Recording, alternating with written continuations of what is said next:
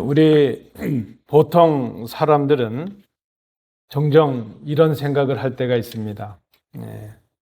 자신이 그렇게 중요한 사람이 아니다, 이렇게 스스로 생각할 때가 있습니다.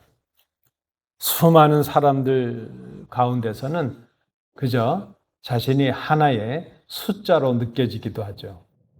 또 직장에 가면 그저 대체할 수 있는 그런 한 사람, 그런 직원 중에 한 사람에 불과하다, 그렇게 생각이 들 때도 있습니다. 교회에서도 그럴 때가 있어요. 우리 교회는 내가 없어도 큰 문제가 없을 것 같아. 내 존재가 그렇게 소중한 것 같지 않아, 이렇게 생각할 때도 있습니다. 그런데 성경을 보면 우리 복음서는 전혀 우리의 생각과는 다른 그런 사실을 보여줍니다. 예수님은 언제나 그 수많은 군중들을 보시면서도 그 군중 속에서 한 사람을 보십니다. 세관을 지나가시다가 그 세관에 앉아있던 마태라는 그 한 사람을 보셨습니다. 그 많은 무리들이 예수님을 따라오고 있는데 그 무리 가운데 12년 동안 혈루증의 고통을 겪고 있는 한 여인을 보십니다. 그리고 방금 그 딸이 이 세상을 떠난 것 때문에 절망하고 있었던 회당장 한 사람을 보십니다. 그럼 복음은 언제나 한 사람을 집중합니다. 복음은 언제나 한 사람을 향해 움직입니다. 오늘 우리 함께 읽으신 본문도 바로 그 한 사람, 마태를 향한 예수님의 부르심을 기록하고 있습니다. 오늘 우리가 나누고자 하는 이 설교의 목적은 단순히 본문을 이해하는 데 있지 않습니다. 오늘 우리가 나누는 이 설교의 목적은 이 말씀이 우리를 참 믿는 자로, 예수님의 제자로 실제로 변화할 수 있을 것인가, 변화를 시킬 수 있을 것인가, 아닌가, 거기에 있습니다. 설교는 정보를 전달하거나 지식을 전달하는 것이 아니라 예수님의 제자를 만드는 하나의 과정이기 때문입니다. 그런 맥락에서 오늘 본문은 의미가 있습니다. 물론 이 본문을 우리가 세 가지로 살펴보려고 합니다. 예수님은 누구를 부르시는가? 그리고 예수님은 왜 우리를 부르시는가? 예수님의 부르심을 받은 사람은 어떠한 삶을 살게 되는가를 본문을 통해서 함께 생각해 봅니다. 예수님은 부르시는데 자격을 갖춘 사람을 부르시는 것은 아닙니다. 예수님은 은혜가 필요한 사람을 부르십니다. 예수님은 세관에 앉아있던 마태를 보셨고 그에게 말씀하셨습니다. 나를 따르라. 그리고 그는 즉시 일어나 예수님을 따릅니다. 여러분, 여기서 중요한 것은, 이 장면에서 중요한 것은 마태의 반응이 아닙니다. 마태가 무엇인가를 결단하고 반응하기 전에 그를 먼저 보셨던 예수님의 시선, 예수님의 마음, 그것이 이 본문의 핵심입니다. 사람들은 늘 세관에 앉아 있었던 마태를 세리로 보았습니다. 죄인으로 보았습니다. 그러나 예수님은 그를 세관으로 보시기 전에, 그 세리로 보시기 전에 한 영혼을 먼저 보셨습니다. 사람들은 그의 과거를 보았습니다. 그러나 예수님은 그의 미래를 보십니다. 사람들은 그를 보면서 실패한 인생으로 보았지만 예수님은 복음을 기록할 제자로 보셨습니다. 사실 지금 마태는 그 어떤 준비도 되어 있지 않았습니다. 예수님을 만날 만한 어떤 회개나 신앙의 훈련, 그런 과정도 거치지 않았습니다. 의로운 삶을 살았던 그런 사람도 아니었습니다. 우리가 지금 보면 그는 예수님을 만날 자격이 없습니다. 그러나 예수님께서 그를 먼저 찾아오셨습니다. 이것이 바로 복음이라는 것입니다. 우리가 예수님을 선택한 것이 아니라 예수님께서 우리를 먼저 선택하셨습니다. 여러분 아시는 대로 이 당시 세리는 사회적으로 가장 멸시받는 죄인이었습니다. 그런데 예수님은 그런 사람을 찾아오셨고 그를 부르십니다. 예수님의 제자 공동체, 믿음의 공동체는 그래서 사회적으로 자격을 갖춘 사람들의 모임이 아닙니다. 오직 은혜를 경험한 사람들의 공동체, 그것이 믿음의 공동체요, 제자 공동체요, 교회입니다. 제자는 자신의 자격으로 부르심을 받는 것이 아니라 은혜로 부르심을 받는 그런 사람들이기 때문입니다.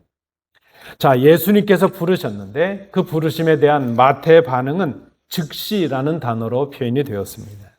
즉시. 그리고 그는 모든 것을 내려놓았습니다. 누가복음 5장 28절에 보니까 모든 것을 버려두고 그렇게 기록을 합니다. 예수님을 만나는 그 순간에 이전에 그가 가치 있게 여겼던 그 모든 것들이 더 이상 그의 인생의 중심에 놓이지 않았습니다. 여러분, 이 세관이라고 하는 그 직업, 그 위치는 안정된 직업이었습니다. 아마 많은 수입도 있었을 것입니다. 그의 삶의 기반이 되었을 것입니다. 그런데 예수님의 부르심 앞에서 이제 그가 가지고 있었던 모든 것은 더 이상 그의 삶의 중심이 되지 못하였습니다. 어떤 주석가가 이 부분에 재미있는 표현을 하였습니다. 예수님의 부르심은 그의 직업을 바꾼 것이 아니라 그의 존재와 그의 인생의 방향을 바꾸었다. 참으로 공감이 가는 표현입니다. 예수님을 따르는 것, 그것은 무엇보다도 존재의 변화입니다. 그리고 그 존재의 변화에 따르는 삶의 변화입니다. 예수님의 부르심은 그래서 단순한 감동이 아니라 제자를 만드는 과정의 첫 순서입니다. 나는 지금 예수님의 부르심 앞에 무엇을 내려놓아야 할까? 여러분, 예수님의 부르심을 받으셨는데 여러분들은 무엇을 내려놓고 계십니까? 지금도 우리가 뭔가 마태 같으면 지금도 우리가 붙들고 있는 세관이 무엇입니까? 아마 그것이 돈일 수도 있고 성공일 수도 있고 참아 버릴 수 없는 나의 자존심일 수도 있을 것입니다. 어쩌면 우리가 숨겨놓고 있는 과거의 상처일 수도 있습니다. 그런 우리 앞에 오늘 주님께서 말씀하십니다. 나를 따르라, 나를 따르라. 이 부르심의 은혜는 마태뿐 아니라 고통 속에 있던 사람들에게 동일하게 나타났습니다. 혈루증을 앓던 여인은 사회적으로 완전히 끊어진 존재였습니다. 그러나 예수님은 그녀를 부르시고 그녀를 따라 이렇게 불러주십니다. 회당장 야이로는 딸의 죽음이라는 절망 앞에 있었지만 예수님은 그의 청을 받으시고 그의 집으로 함께 들어가십니다. 여러분, 우리가 기억해야 됩니다. 예수님은 언제나 우리를 포기하지 않으십니다. 세상은 약해서 포기하고 더럽다고 포기하고 나약해서 힘이 없다고 포기합니다. 그러나 예수님은 약한 우리까지도 포기하지 않으십니다. 오늘 우리를 부르시는데 이 부르심은 그래서 우리에게 선택이 아니라 생명으로 들어가기 위한 반드시 응답해야 되는 주님의 초청인 것을 우리가 생각합니다. 그것이 믿음의 삶이요 제자의 삶이라는 것입니다. 제자의 삶은 그 부르심에서 그 부르심에 응답하는 것으로 시작하는 것을 우리가 본문을 통해서 생각하게 됩니다. 두 번째입니다. 예수님은 우리를 부르시는데 정죄하기 위해서가 아니라 회복을 위해서 부르신다는 겁니다. 심지어 죄인을 부르시는데 그 죄인을 정죄하시기 위함이 아니라 그를 회복시키기 위해서 부르십니다. 오늘 본문을 보시면 마태는 예수님을 만난 후 자신의 집에서 잔치를 엽니다. 그리고 그 잔치에 그동안 자신처럼 그렇게 모욕을 받고 멸시를 받았던 친구들, 세리들, 죄인들을 함께 청해서 주님과 함께 모였습니다. 그 모습을 보고 있던 바리새인들이 말했습니다. 어찌하여 너희 선생은 세리와 저 죄인들과 함께 식사를 할 수 있느냐? 지금 이것을 문제 삼고 있는 이 바리새인들은 도무지 이해할 수가 없었습니다. 자신들이 생각하고 있는 신앙과 자신들이 생각하고 있는 진리에 따라서 볼 때에 도무지 이해할 수가 없습니다. 더군다나 지금 이 당시에 식사한다는 것은 단순히 밥을 먹는 그런 행위를 넘어서는 것입니다. 식사를 같이 한다는 것은 한 소속이 된다는 것을 의미하고 교제를 의미했고 관계를 맺는 것이고 그들을 받아들인다는 그런 의미가 있었습니다. 거룩하다는 사람이, 율법을 아는 사람이 왜 죄인들과 함께 식사를 하고 있는가? 그들은 그저 거룩이라고 하는 것은 분리하는 것이라고만 생각을 했습니다. 그런데 예수님은 이 식탁을 통해서 이제 그들이 생각하지 못했던 전혀 다른 세계, 하나님의 나라를 보여주고 계십니다. 예수님은 지금 이 식사를 통해서 죄인들을 향해서도 내가 너희들을 용납하고 내가 너희들을 받아들인다. 그 의미를, 그 뜻을 보여주고 계신 것입니다. 그러면 여러분, 예수님께서 죄인들과 함께 식사를 하셨으니까 예수님께서 죄도 인정하시고 죄를 지어도 괜찮다, 죄를 용납하신 것입니까? 그것은 아닙니다. 예수님은 지금 죄를 용납하신 것이 아니라 그 죄를 지은 죄인들을 포기하지 않으신 것입니다. 그것이 죄인들을 향한 주님의 사랑이셨습니다. 예수님은 이 식탁의 교제를 통해서 그 죄인들까지도 하나님의 나라로 초청하고 계십니다. 이 식탁의 교제는 그래서 단순한 그런 친교가 아니라 죄인들을 포함하는, 죄인들을 초청하는 하나님의 나라를 현재적으로 많은 사람들 앞에 보여주고 계신 것입니다. 예수님께서 말씀하십니다. 건강한 자에게는 의사가 쓸데없고 병든 자에게라야 쓸데있느니라. 예수님은 자신을 의사로 비유하셨습니다. 여러분, 의사의 목적이 무엇입니까? 의사는 병자를 피하는 것이 아니고 그 병자들을 치료하는 데 있습니다.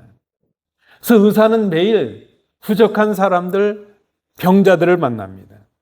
마찬가지로 예수님의 목적은 죄인을 멀리하는 데 있는 것이 아니고 그 죄인들을 가까이 하셔서 회복시키시는 데 있습니다. 죄인들에게 구세주가 필요합니다. 병자에게 의사가 필요한 것처럼 죄인들에게 구세주가 필요합니다. 그런데 이 바리새인들 좀 보십시오. 진짜 문제는 죄인들에게 있는 것도 아니고 병자에게 있는 것도 아니고 이 바리새인들에게 문제가 있습니다. 그들은 죄가 없어서가 아닙니다. 자신들은 자신들에게 죄가 없다 그렇게 생각하고 있습니다.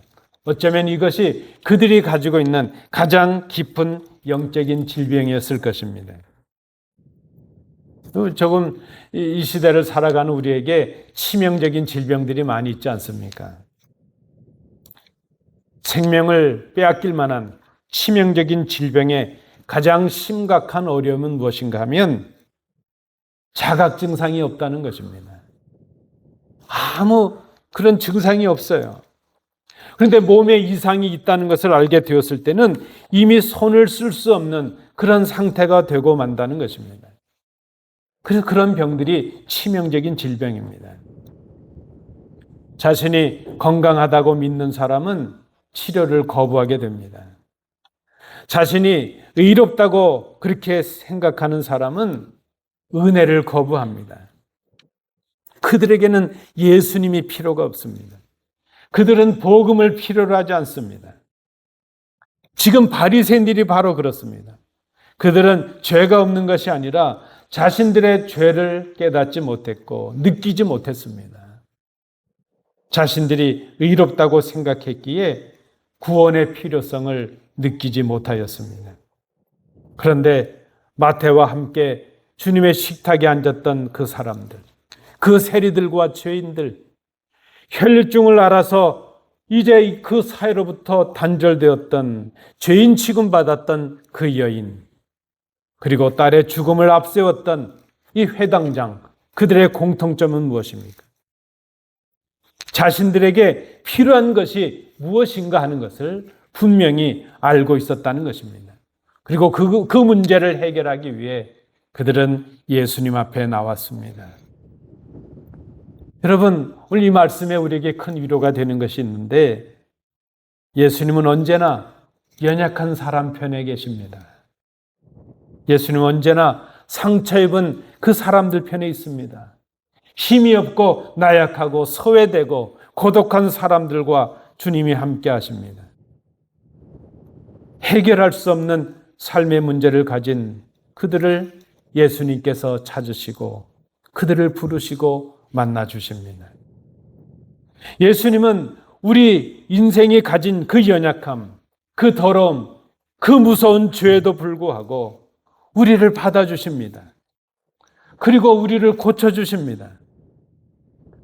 그러나 세상은 그렇지 않습니다. 우리가 살아가고 있는 이 세상은 고쳐지면 받아주겠다고 말합니다. 좀 깨끗해지면 같이 교제하자고 말합니다. 우리가 좀 힘이 생기면 같이 하자고 말합니다. 세상은 조건이 먼저입니다. 그러나 복음은 언제나 은혜가 먼저입니다. 오히려 우리를 먼저 받아주시고 고쳐주십니다. 그래서 그것이 복음입니다. 받아주시기에 고쳐지는 것입니다. 치료 이전에 먼저 용납하시고 수용해 주십니다. 우리가 뭔가 공로를 세우는 그런 행위 이전에 은혜를 먼저 우리에게 주십니다. 여러분 기억하십시오. 예수님은 우리가 변화하기 이전에, 자격을 갖추기도 전에 우리를 먼저 받아주셨고 우리를 불러주셨다는 것입니다. 그리고 우리를 회복시켜 주셨습니다. 그 예수님이, 마태를 부르셨던 그 예수님이 오늘 우리를 부르십니다. 왜 부르시는가? 우리를 위로하시고 우리를 온전한 모습으로 회복하게 하시기 위해서 우리를 불러주십니다. 마지막 세 번째입니다. 예수님께서 바리새인들에게 말씀하셨습니다. 이 말씀은 호세아 6장 6절을 인용하신 말씀입니다. 나는 궁유를 원하고 제사를 원하지 아니하노라. 여러분, 하나님께서 제사나 예배하는 것을 기뻐하지 않으시거나 거부하시는 그런 분은 아니십니다. 그러나 이 호세아서의 말씀의 의미는 무엇인가 하면 형식적인 제사보다는 마음을 다한 제사를 원합니다. 고통과 아픔 속에 있는 사람들을 압제하며 그들에게서 뺏은 제물로 드리는 제사보다는 그 아픔을 나누고 그들을 돌보며 드리는 제사를 원하신다는 것입니다. 하나님은 형식보다 마음을 원하십니다. 하나님은 종교보다는 사랑을 원하십니다. 어떤 절차와 의식의 질서보다는 궁유를 원하십니다. 바리새인들은 하나님 앞에 거창한 화려한 제사는 드렸지만 그 제사 가운데 진정한 사랑과 궁유는 없었습니다. 그들은 율법을 주장은 했지만 그 율법을 통한 사랑을 실천하지는 못하였습니다. 지식은 갖추었지만 그 지식에 사람을 사랑하는, 그들을 위로하는 눈물을 담지 못하였습니다. 그래서 예수님은 그들의 신앙을 책망하고 계십니다. 우리 하나님께서 원하시는 것은 단순한 종교 행위가 아닙니다. 일주일에 한 번 와서 그저 형식적으로 드리는 제사, 그것을 원하는 것이 아닙니다. 그 제사에 담겨지는 사랑을 원하십니다. 하나님을 향한 사랑이요, 이웃을 향한 사랑입니다. 오늘 본문에 쓰여지는 궁율이라는 이 단어는 헤세드를 의미합니다. 단순한 동정이 아닙니다. 언약의 사랑을 말하고 끝까지 포기하지 않는 사랑을 말하고 희생하고 헌신하는 그 사랑, 눈물을 간직한 그 사랑을 말합니다. 이 헤세드 사랑, 이것이 바로 우리를 향하신 하나님의 마음입니다. 주님께서 지금 이 사랑을 말씀하고 계십니다. 예수님을 따르는 사람은 이 마음을 배우게 될 것입니다. 중요한 복음의 질서가 바로 이것입니다. 우리가 국류를 실천했기에, 그 사랑을 행했다는 자격을 갖추었기에 그래서 제자가 되는 것이 아니라는 것입니다. 먼저 예수님의 사랑을, 예수님의 궁유를 받은 사람이 되었기에 제자가 되는 것입니다. 예수님을 믿는 사람이 되었다는 것은 곧 우리가 궁유를 입은 사람들이 되었다는 증거이기도 합니다. 여러분, 오늘 예수님께서 마태를 부르십니다. 예수님의 부르심은 믿음의 사람, 제자로 변화시켜가는 첫 출발입니다. 그 과정은 이렇게 진행이 됩니다. 부르심으로 예수님을 알게 하십니다. 그분을 통해서 존재가 변화되게 하시고 말씀에 순종함으로 삶의 변화를 이루게 하십니다. 그리고 예수님처럼 다른 사람을 제자로 초청하는, 사랑을 흘러보내는 그런 사람이 되게 하십니다. 그래서 예수님을 믿고 궁유를 입은 사람이 되었다면 반드시 삶의 변화가 일어납니다. 사랑을 받은 사람이 사랑을 베푸는 사람이 되는 것처럼 하나님의 궁유를 입고 배운 사람은 그 궁유를 흘러보내는 사람이 됩니다. 우리 샌안토니오 온누리교회 청년부가 저희 교회를 다녀가고 지난 금요일 날 이제 금요 집회 가운데 그 단기 선교 보고를 했어요. 주일날, 지난 주일도 우리 동영상도 틀고 그랬더라고요. 근데 그 중에 제 마음에 탁 꽂히는 단어가 있는데 그런 표현이었어요. 하나님께 받은 사랑을 흘러보내는 일을 하고 왔다. 그 말이 너무 멋있는 거예요. 그래서 우리도 이제 흘려보내야 되겠구나, 그런 생각을 하게 되었습니다. 여러분, 긍휼을 받았다면 긍휼을 흘러보내는 사람이 되는 것입니다.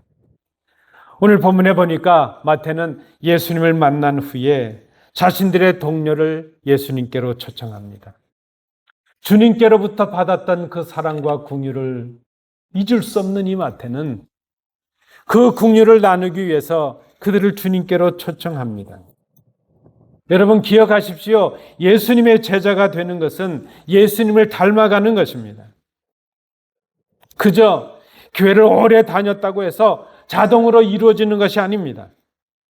예수님을 닮아간다고 하는 것은 예수님의 마음을 배우고 예수님의 긍휼을 배우는 것, 바로 그것입니다. 예수님의 사랑을 배움으로 그의 삶이 바뀌는 것입니다. 늘 정죄하던 사람이 이해하는 사람이 됩니다. 멀어지던 사람이 다가가는 사람이 됩니다. 판단하던 사람이었는데 회복하는 사람이 됩니다. 마태가 바뀌었습니다. 그는 이제 혼자 앉아 있을 수가 없었습니다. 그래서 그 사람들을 예수님께로 초대합니다. 죄인이라고 손가락질 받는 자신의 동료들을 주님 앞으로 초대합니다. 여러분, 기억하십시오. 예수님을 따른다고 하는 것, 예수님을 믿는다고 하는 것, 예수님의 제자가 되었다고 하는 것, 그것은 단순한 신앙생활을 의미하지 않습니다. 종교인처럼 그저 의식적인 예배를 드리는 것, 그것으로 끝나는 것이 아닙니다. 예수님의 마음을 담고 그 예수님의 마음을 우리의 삶 속에서 흘러가게 하는, 말씀을 실천하는 그런 삶의 변화가 있어야 된다는 것입니다. 오늘 이어지는 본문에 보니까 혈루증 여인을 향하여 예수님께서 말씀하셨습니다. 따라, 따라. 이 말씀을 들었을 때 그 여인이 얼마나 감동했을까. 12년 동안 혈루증을 앓았기에 아마 그는 남편에게서도 버림을 받았을 것이고 소외됐을 것입니다. 온 동네 사람들이 그를 부정한 여인 취급하고 죄인 취급합니다. 아무도 그를 집중해 보지 않습니다. 아무도 그를 소중한 사람이라고 생각하지 않습니다. 그런데 예수님께서 그를 만나시고 그에게 딸아, 사랑하는 딸아 그렇게 부르십니다. 예수님은 지금 그의 육체만 고치시는 것이 아니라 그의 존재를 회복시키십니다. 그의 상처 입은 그 마음까지도 회복시켜 주십니다. 바로 이것입니다. 우리가 본받아야 될, 배우고 실천해야 될 예수님의 국률이 바로 이것입니다. 예수님을 믿는 것, 예수님의 제자가 되는 것, 그것은 단순히 그저 올바른 신앙의 교리를 더 알아가는 것, 그것만이 아닙니다. 그저 내 삶 속에서 그저 만족하는 것, 편안한 삶을 구하는 것, 그것으로 끝나는 것이 아닙니다. 우리에게 주신 이 부르심을 힘입어 우리에게 주신 예수님의 국률을 우리의 삶으로 흘러보내고 실천하는 것입니다. 여러분 한번 생각해 보십시오. 지금 우리 마음속에 떠올려 보십시오. 내가 이번 한 주간 누구에게 이 주님의 국률을, 이 사랑을 흘러보낼 것인가? 오늘 본문에 네 사람이 등장하고 있습니다. 마태는 자신이 죄인임을 인정하고 부르심에 즉시 응답한 사람이었습니다. 혈루증의 여인은 자신이 병들었음을 알고 믿음으로 예수님께 나와 주님의 옷자락을 만진 사람입니다. 회당장 야이로는 딸이 죽었다는 그 절망 속에서 예수님 앞에 엎드렸습니다. 그러나 바리새인을 보십시오. 그들은 스스로 의롭다고 생각하면서 예수님의 부르심을 거절하고 있습니다. 어쩌면 가장 예수님께 나오기 쉬웠던 그런 위치에 있는 그들이 예수님을 거절하고 있습니다. 예수님은 오늘도 동일하게 말씀하십니다. 나를 따르라. 나를 따르라. 예수님은 오늘 그 한 사람을 찾으십니다.